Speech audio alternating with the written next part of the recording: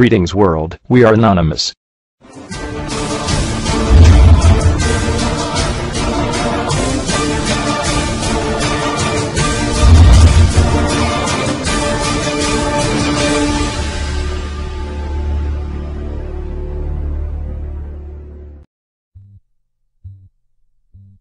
Saludos mundo. Anonymous somos un colectivo de individuos independientes, sin líder y sin que nadie nos dirija. Somos personas que vemos coartada la libertad de expresión en internet, como si fuéramos simples marionetas, sin derecho a protestar ni reclamar nada. Pero se equivocan. Hemos dicho basta, nos hemos rebelado contra un sistema que nos creía dormidos y sumisos, que pensaba que sus actos serían impunes y la verdad ocultada para siempre. Este sistema es el mismo que castiga a quienes intentan decir la verdad. Por esto queremos dar a conocer al pueblo mexicano, y al mundo nuestra decisión y reflexión a través de la siguiente declaración. A muchos parece exagerado exigir la invalidación de las elecciones, porque lo ven como disputa electoral al estilo sueco, en abstracción del cinturón de criminalidad que rodea el fraude. No obstante, se trata de políticos y medios amafiados no solo para legitimar la elección, sino para disimular el golpe de Estado que se está perpetrando. Mientras tiene lugar la calificación del Tribunal Electoral sobre los miles de delitos cometidos por el PRI para imponer a su candidato Enrique Peña Nieto como presidente, se puede observar la semejanza de la crisis política que vive México con la Checoslovaquia de 1989, o con el terror que vivió El Salvador, 10 años antes. En Checoslovaquia, las multitudes exigían en las plazas públicas acabar con el totalitarismo. Los estudiantes eran redes humanas para despertar la conciencia contra la mano dura del régimen. Salieron a la calle a exigir democracia y fueron reprimidos por la policía. Como respuesta del pueblo, obreros y miles de estudiantes más se sumaron a las manifestaciones en contra del régimen y no pararon. Las manifestaciones masivas hicieron visible la lucha política al mundo, pese a que eran ignoradas por los medios nacionales, porque eran propiedad del gobierno. No hubo derramamiento de sangre, aunque el ejército rondaba las calles. Los militares estaban listos para defender al régimen, pero no para disparar contra civiles. En aquella Checoslovaquia, increíblemente como en el México de hoy, también hubo fervorosas ovaciones por el ciudadano medio que tenía una idea predominante del orden como base de lo justo, y privilegiado en la burocracia del régimen vivía en su zona confort. Incluso el discurso del poder totalitario seducía a sus seguidores de mayor precariedad económica con el tema de la eficiencia para resolver problemas que la democracia no tendría condiciones para resolver. Y aún así las multitudes no dejaban de rugir contra la represión y el encarcelamiento de sus compañeros, opositores y activistas, contra la confiscación de bienes, contra la depredación sistemática al pueblo, mientras el régimen hacía esfuerzos sin descanso para crear una imagen de aparente unidad al mundo. México 2012. El PRI nunca ha dejado de tener el poder. Hay suficientes elementos de análisis para sostener que las alternancias gubernamentales fueron acordadas, convenidas con la simulación de oposición panista. Para muchos mexicanos esto no es novedad. A la distancia que nos da el tiempo, lo vemos más claro. Carlos Salinas de Gortari asumió el poder presidencial en 1988, por medio de un fraude electoral. En aquel tiempo, el IFE recién creado como tal, actuó igual que ahora, minimizando el fraude y poniéndose a las órdenes de Salinas.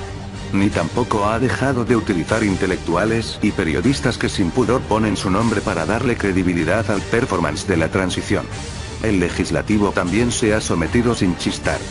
Y esos 6 años del PRI fueron depredación, represión, magnicidios y masacres silenciadas. Salinas, como el régimen totalitario, también hizo un esfuerzo especial por mantener la imagen de una nación dinámica frente al mundo, y se encargaba casi personalmente de mantener a los medios contentos, muy contentos. Fue la diferencia con sus sucesores. En los siguientes 12 años no cambió nada, excepto que a la clase política se le soltó el cinismo. Los políticos con más avaricia se convirtieron en narcotraficantes, y los narcos querían saber lo que era el poder del erario, ambos sin disimularlo.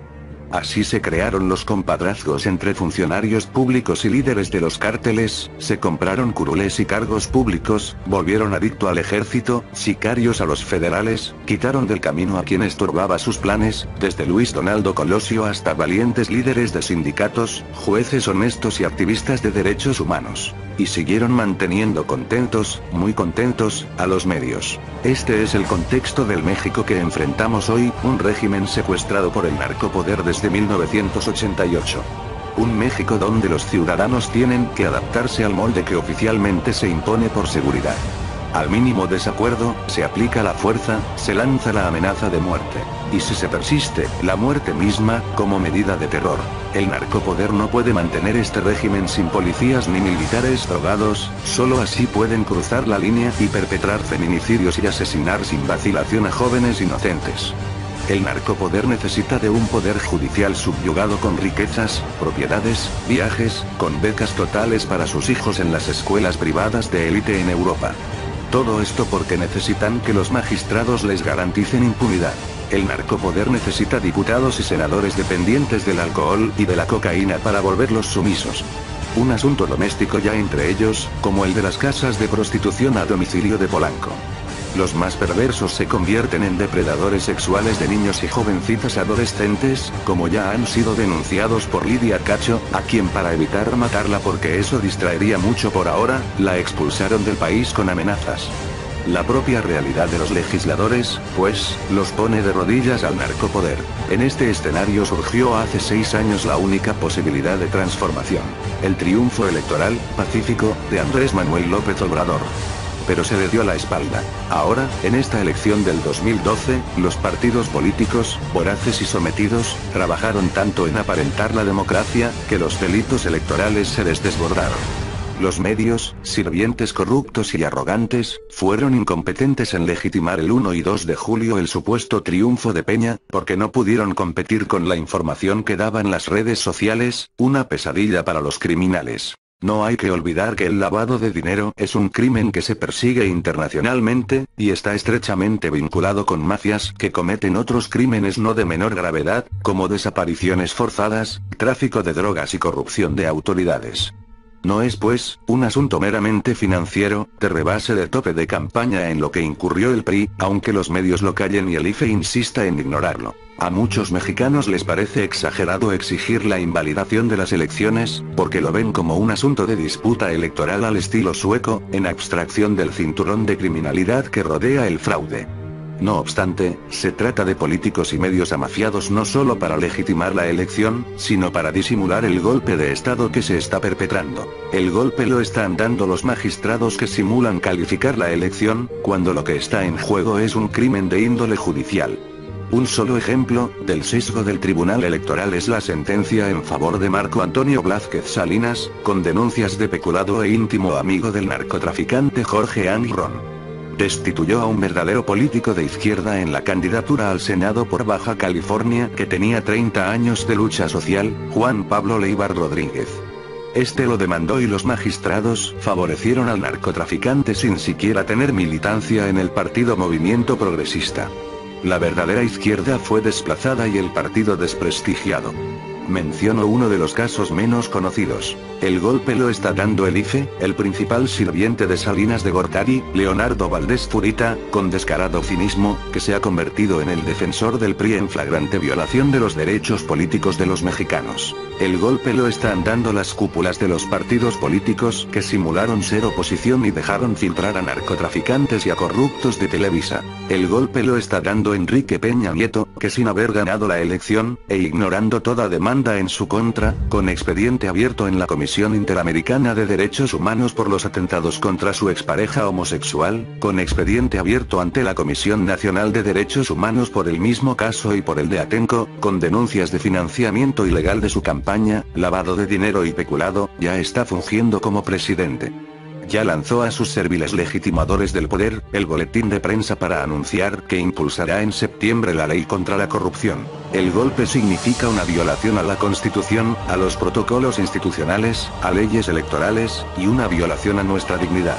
A diferencia de México, en Checoslovaquia, los medios fueron el punto de inflexión en el cambio del sistema, porque advirtieron que se pondrían en paro nacional junto al pueblo si no los dejaban transmitir las noticias con veracidad. Hoy, los mexicanos no contamos con los medios, pero tenemos las redes sociales que a pesar de no llegar a toda la población mexicana, somos millones que hemos despertado y nos hemos sumado a las convocatorias de conciencia. Es nuestro poder independiente, libre, global, que el narcopoder no puede tocar, y menos a quienes estamos fuera de México.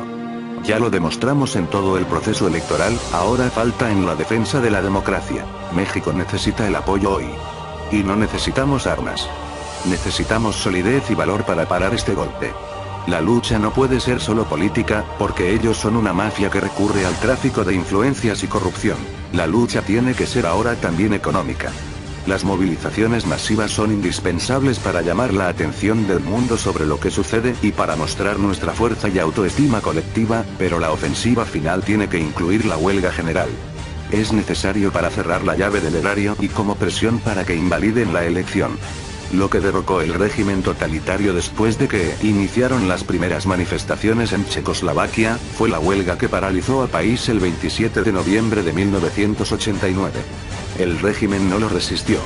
El narcopoder tampoco lo resistiría. Pensemos juntos, el golpe ya está aquí. Así que para terminar, queremos hacer un llamado a todos los ciudadanos de México y del mundo que tenga conciencia social y los que no, para que se impliquen y continúen manifestándose. Cada cual en su propio ámbito, cada uno con su nivel de compromiso, para que entre todos podamos destruir la censura, la corrupción, el abuso de poder y podamos vivir en libertad de expresión, unidos como uno, divididos por cero. Somos Anonymous. Somos Legión. No olvidamos. No perdonamos. Esperanos. Greetings world, we are anonymous.